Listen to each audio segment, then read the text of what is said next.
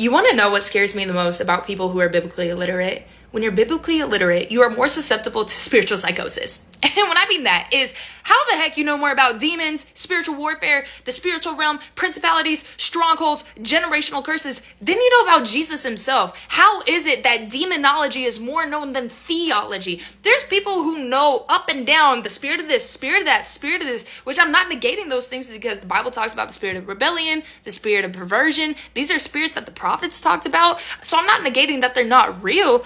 I'm just emphasizing that this should be a concern to us, that the spiritual realm is being prioritized over the message of the gospel. And you're more susceptible to being incarcerated by fear and feeling like everything is against you. And this is what Gnosticism is when you think the spiritual world is good and the physical world is bad. You're living in fear each and every single day because you think a spirit is after you, because you think you're cursed or hexed all the time. But when you think that and you don't boast in the crucifixion of Jesus Christ, you will fall into a cycle, into a little sphere and ball, a snowball of fear. And that fear will, 2 Timothy 1:7 says, "For God has not given us a spirit of fear, but a power, love, and a sound mind." So what does that tell us? Fear gives you no power, no love, and definitely not a sound mind. And I believe that when we revolve ourselves away from the message of the gospel and what Jesus has done, literally pulled us out of the dominion of darkness and has consecrated us back into his heart and has paid an atonement for us, when we don't focus on the gospel, when we don't focus what Jesus has done and what he's testified and what the whole entirety of the Bible has written, we fall into this fear because there's this hyper spiritualism that people are pushing, that people are accepting. And again, I'm not saying it's not false. I'm just saying that there's an over prioritization of it. And there are areas where I don't agree. That could be a different topic.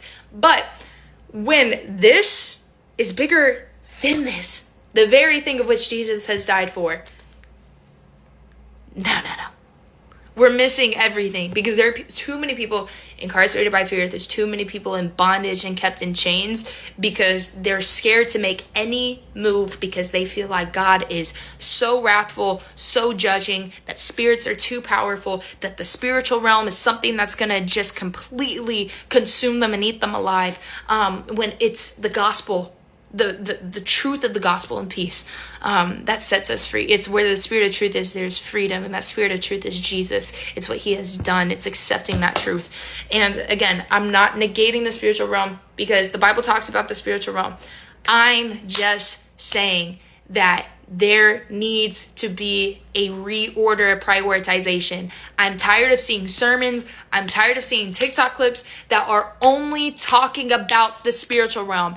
Why aren't we talking about Jesus? It's all about Jesus. How is it you know more about demonology than theology? Like, last thing I'm going to say, there's people who know more about spirits than knowing about where Jesus actually walked and what his word says. And even when it comes to the 3 different languages that are written throughout the Bible, people don't know that. People don't know where he was. The people, even the letters that Paul wrote, the people that he was writing to, why, where from, what was he talking about, the historical context, none of that. People won't know theology, but when it comes to demonology, oh my, you know the whole rap sheet.